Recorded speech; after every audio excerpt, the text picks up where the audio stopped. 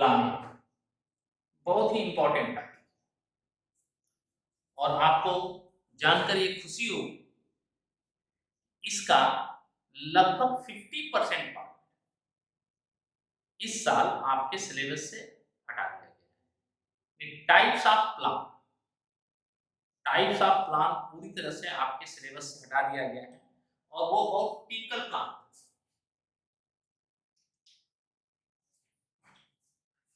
वो बहुत टिपिकल चीज थी। तो एकदम खुश हो जाइए और हमें इस प्लानिंग में हमें क्या पढ़ना है, क्या कॉन्सेप्ट है,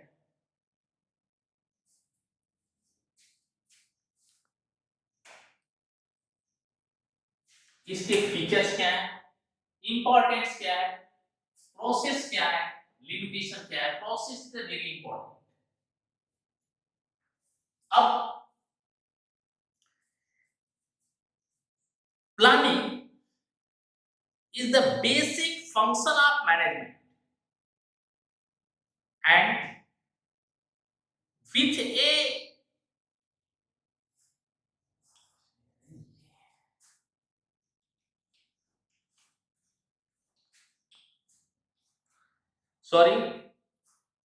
planning is the basic function of management and with it is taught the other function of management. Planning management का बेसिक फंक्शन है और यहीं से मैनेजमेंट के अदर फंक्शन स्टार्ट होते हैं। यानी प्लानिंग नहीं है तो फिर कोई अदर फंक्शन भी आपका। सभी ऑर्गेनाइजेशंस चाहे वो सरकारी गवर्नमेंट हो या प्राइवेट हो, इस बड़े हो या स्मॉल ऑर्गेनाइजेशन, सभी को प्लानिंग की नीड होती है क्योंकि बिना प्लानिंग के कोई हाई सेल्स नहीं कर सकता, हाई प्रॉफिट अर्न नहीं कर सकता और ये सब सफलता प्राप्त करने के लिए, ये गोल को प्राप्त करने के लिए सभी बिजनेसमैन को अपने फ्यूचर के बारे में सोचना पड़ता है और फ्यूचर्स के बारे में जब सोचते हैं तो हम उसके लिए सोचते हैं कि आज हम कहां हैं और कुछ समय बाद हमें कहां होना चाहिए। आज हम कहां हैं, कुछ समय बाद हमें कहां होना चाहिए। यह है और कहां होना चाहिए, इन दोनों के बीच का जो डिफरेंस है, जो गैप है, ये कैसे फुलफिल होता है। इसी चीज को फुलफिल करने के लिए प्लानिंग की जाती है कि हम आज यहाँ हैं, कल हमें वहां होना है। वहां और यहाँ में जो डिफरेंस है, इस डिफरेंस को कैसे हम कंप्लीट करें, कैसे हम अपने आप को उसके एबल बनाए ताकि हम वहां तक पहुंच सकें। The manager who acts without planning must learn to live without profit. अगर बिना प्लानिंग के मैनेजर कोई वर्क करता है, इसका मतलब वो प्रॉफिट के बारे में सोचता नहीं है।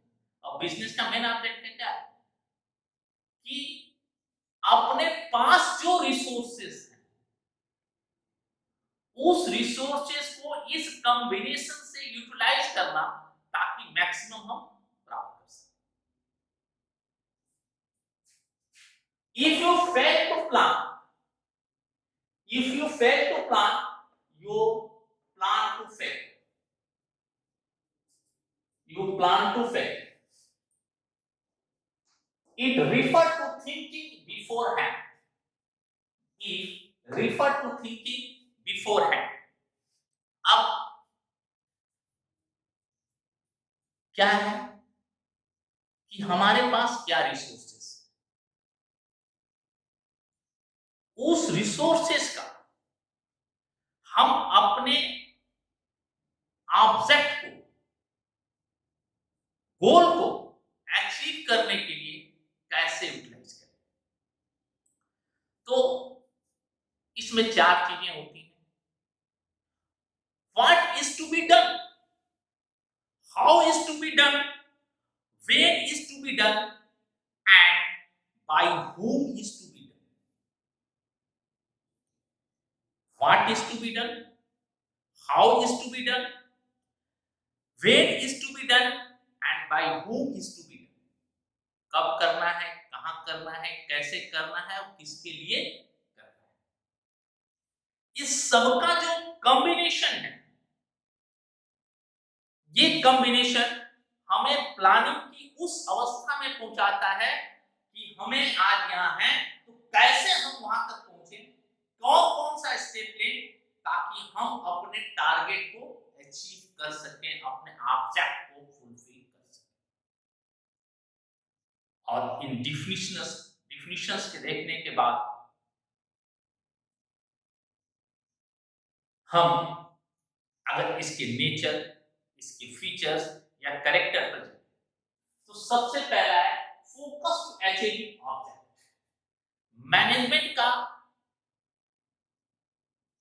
फोकस अपने ऑब्जेक्ट को अचीव करने के लिए होना चाहिए कि कैसे वह अपने ऑब्जेक्ट को अचीव कर सकता है। अपने ऑब्जेक्ट को अचीव करने के लिए वो रूल्स, मेथड, प्रोसीजर्स, तरह तरह की चीजों को अपने ऑर्गेनाइजेशन में अडॉप्ट करता है ताकि अपने ऑब्जेक्ट को वो अचीव कर सके। और इस ऑब्जेक्ट को अचीव करने में प्लानिंग उसका बहुत हेल्प करती है। इसको हम गोल ओरिएंटेड भी कहते हैं।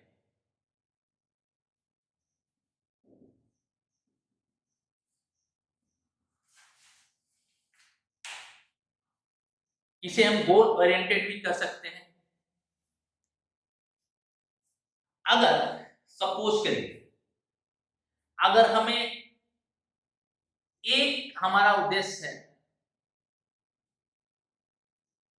कि हमें 2000 सिलाई मशीन बेचनी है और 2000 मशीनें एक साल में बेचनी है और एक महीने में अगर हम केवल 100 मशीनें ही मैन्युफैक्चरिंग कर पाते हैं, इसका मतलब है हम अपने फाइनल ऑब्जेक्ट को अचीव नहीं कर पाएंगे, क्योंकि एक साल में केवल 1200 मशीनें ही हम प्रोडक्ट कर पाएंगे। तो अब 2000 के टारगेट को अचीव करने के लिए हमें और कौन कौन से रिसोर्सेस अपने प्लानिंग में ऐड करने पड़ेंगे जिससे कि हम 2000 सिलाई मशीन के टारगेट को अचीव कर सकें। इसे पहले ही हमें प्लान कर लेना पड़ेगा। दूसरा है management primary function of management planning. Management का पहला कदम फर्स्ट स्टेप है। इसके बाद सारे मैनेजमेंट स्टेप चालू होते हैं, चाहे वो ऑर्गेनाइजेशन हो, स्टफिंग हो, डायरेक्शन हो, कंट्रोलिंग हो। प्लानिंग के बाद बिना प्लान के आप ऑर्गेनाइजेशन में नहीं जा सकते, स्टफिंग नहीं कर सकते, किसी व्यक्ति को नियुक्त नहीं कर सकते। और प्लानिंग वो प्रोसीजर्स, वह मेथड हमें समझाता है जिसके अकॉर्डिंग हम आगे चलकर उस पर वर्क करते हैं और वर्क करके अपने टारगेट को अचीव करते हैं। परवेसिव, यस, प्लानिंग केवल हाई लेवल मैनेजमेंट का नहीं, ईच एंड एवरी लेवल का मैनेजमेंट प्लान के अकॉर्डिंग अपने वर्क को फाइनल करता है और उसी के अकॉर्डिंग अपने सबऑर्डिनेट से वर्क को कंप्लीट कराता है। और हर समय वह उस प्रोसेस में लगा रहता है कि हमारा प्लान अचीव हुआ कि नहीं। तो ये कंटिन्यूअस प्रोसेस थी। हर स्तर के मैनेजमेंट को प्लान करना है और कंटिन्यूअस प्रोसेस करना है। दूसरा, प्लानिंग इज फ्यूचरिस्टिक, ये हमेशा भविष्य को देखता है, पास्ट में नहीं जाता। ऑलवेज लुकिंग फॉरवर्ड, ये हमेशा आगे की ओर देखता है, पीछे की ओर बैक करके नहीं देखता है, क्योंकि पीछे तो खत्म हो गया, अब हमें कहाँ जाना है? अभी तक तो हम यहाँ पहुंचे हैं, अब हमें जाना कहाँ है? तो ऑलवेज लुकिंग फॉरवर्ड, प्लानिंग हमेशा फॉरवर्ड लुकिंग।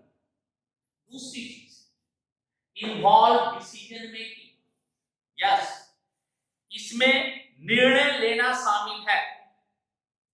हर स्तर के प्रबंध मैनेजमेंट को अपने जितने भी रिसोर्सेज हैं, उस रिसोर्सेज में ऑप्शन होते हैं।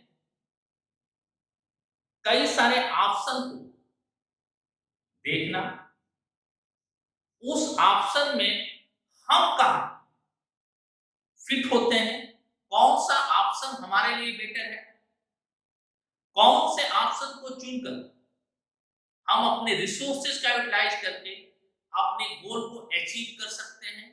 तो कई सारे जब ऑप्शन होते हैं, उस ऑप्शन में उसमें टर्म कंडीशन अचीविंग करने की जो कैपेबिलिटी है, आपके पास जो रिसोर्सेज हैं, रॉ मटेरियल की ability, labour, material, machine, techniques, बहुत सारी चीजों को इसमें देखा जाता है। और देखने के बाद कई सारे ऑप्शन को उसमें इन्वॉल्व किया जाता है।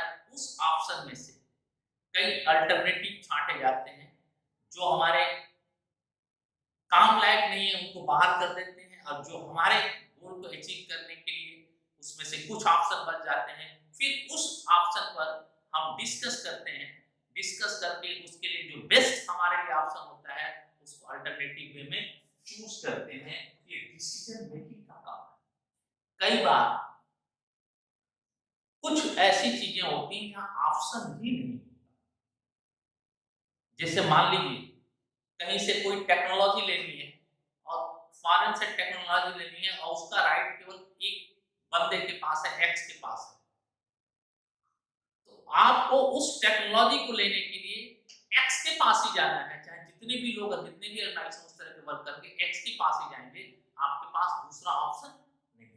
लेकिन और 4-5 एजेंसी हैं, तो आपके पास ऑप्शन ओपन होंगे, तो आप उनसे भी टर्म कंडीशन पे बात करेंगे, उनसे भी करेंगे, उनसे भी करेंगे, और जिसमें आपको बेनिफिट होगा उससे डील फाइनल करेंगे। ये डिसीजन मेकिंग इसमें है। मेंटल एक्सरसाइज, यस, ये मेंटल एक्सरसाइज जो है ये बहुत ही इंपॉर्टेंट टॉपिक है, क्योंकि ये हाई लेवल के जो मैनेजर हैं उनकी थिंकिंग की आवश्यकता ऑलवेज पड़ती है। और एफ.डब्ल्यू. टेलर ने इसी कारण से इसे ऑपरेशनल क्रियाओं में रखा है, जहां पर मेंटल एक्सरसाइज की जरूरत होती है, जहां पर फॉरकास्टिंग, पूर्वानुमान लगाना होता है, कल्पनाएं करनी होती है, सिचुएशन देखना होता है, कैसी सिचुएशन आ जाती है कि किसी तरह के कोई ऐसे सर्कमस्टेंसेस, जैसे अभी कोरोना का सर्कमस्टेंसेस आ गया, इसमें बहुत सारी कंपनियों के बहुत सारे काम फेल हो गए, अब उसे फिर रिवाइज प्लान पर जाना पड़ेगा, रिवाइज प्लान करके फिर उसे अपने एक नया गोल, नया टारगेट, नया ऑब्जेक्ट रखना पड़ेगा, और फिर उसे अचीव करने के लिए तमाम प्रोसीजर्स को फॉलो करना पड़ेगा। ये हमेशा मेंटल एक्सरसाइज है। ओके, अब आइए हमें इस प्लानिंग में कितने करने कॉन्सेप्ट हो, features, importance, process and limitations.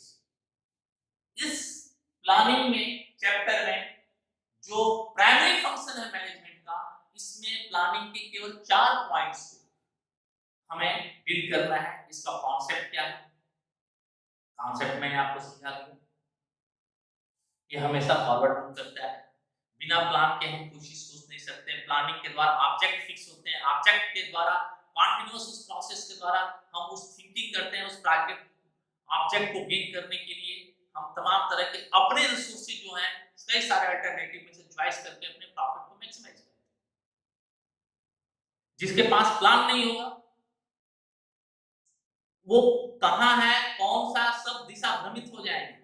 कोई कर्मचारी ठीक से काम नहीं करेगा, कौन सा क्या किसका टारगेट है, कहां पर पहुंचना है, क्या करना है, सब कुछ इधर उधर उधर हो जाएगा। बिना प्लान के कोई ऑर्गेनाइजेशन सरवाइव कर ही नहीं सकता, और बिना प्लान के मैनेजमेंट के आगे का कोई फंक्शन हो भी नहीं सकता।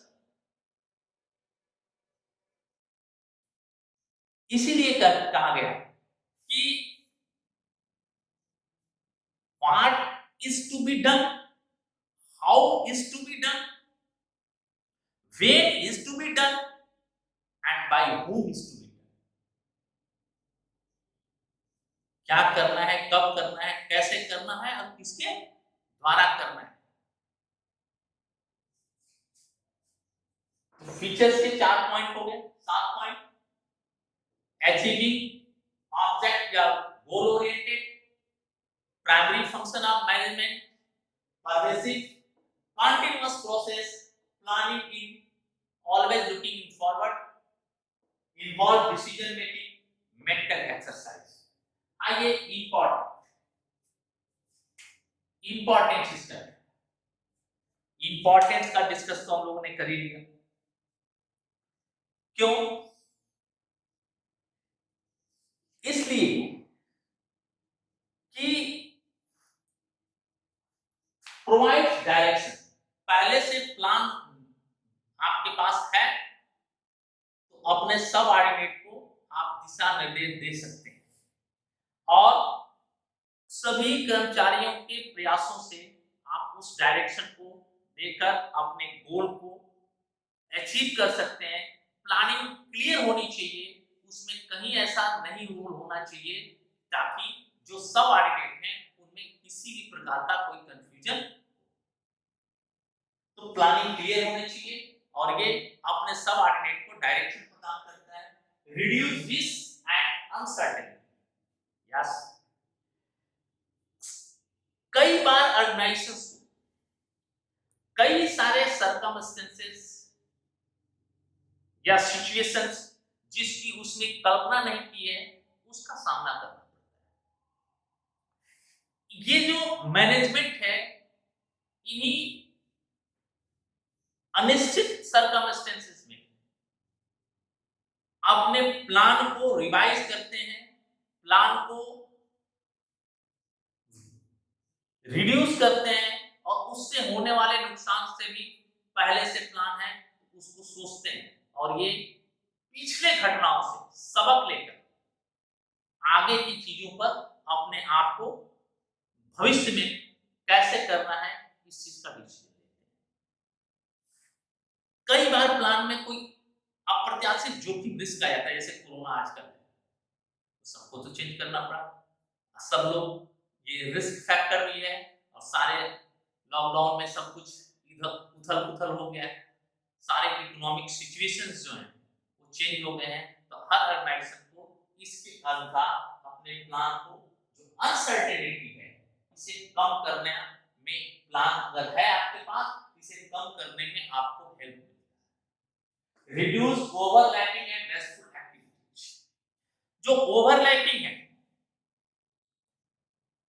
जितने भी ऑर्गेनाइजेशंस के पार्ट होते हैं उसके सभी डिपार्टमेंट के नीड के ध्यान में रखते हुए सारे प्लान बनाए जाते हैं, और ऑर्गेनाइजेशंस के हर डिपार्टमेंट के प्लान के अकॉर्डिंग वो डिपार्टमेंट अपने गोल को अचीव करता है।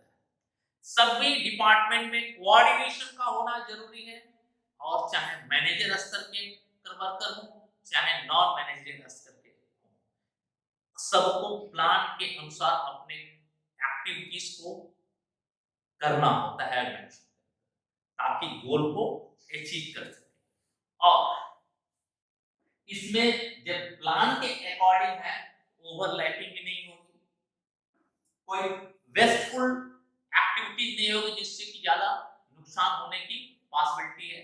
नहीं होता है अरे यार वो करना नहीं था, उसको क्यों कर दिया, टाइम भी नुकसान कर दिया, समय भी नुकसान कर दिया, बर्बाद भी कर दिया, करना ये था कर दिया। वो कौन कहा था करने के लिए? प्लान क्लियर होगा, तो प्लान क्लियर होगा तो उसके अकॉर्डिंग करोगे तो वेस्टफुल कोशिश नहीं होगी। Promotes innovative idea. लोगों, जितने लोग करते हैं। एक मेंटल एक्सरसाइज है, ये बता दिया गया। तो विशिष्ट कार्य को करने के लिए, कोई स्पेशल वर्क करने के लिए गुड आइडिया आता है, क्योंकि प्लान दे दिया गया, प्लान को फंक्शन रूप में मिडिल स्तर पे आ गया, और उसको लोअर लेवल का स्तर लास्ट में काम को वर्क करते हैं, कैसे करना है, रिसोर्सेज है, अभी इसको करना है।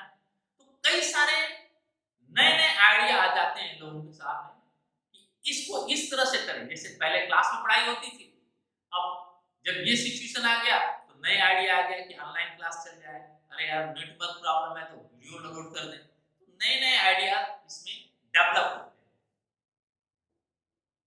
Facilitate decision making, planning facilities provide करता है डिसीजन मेकिंग करने के लिए, निर्णय लेने में आपको प्लान बहुत हेल्प करता है।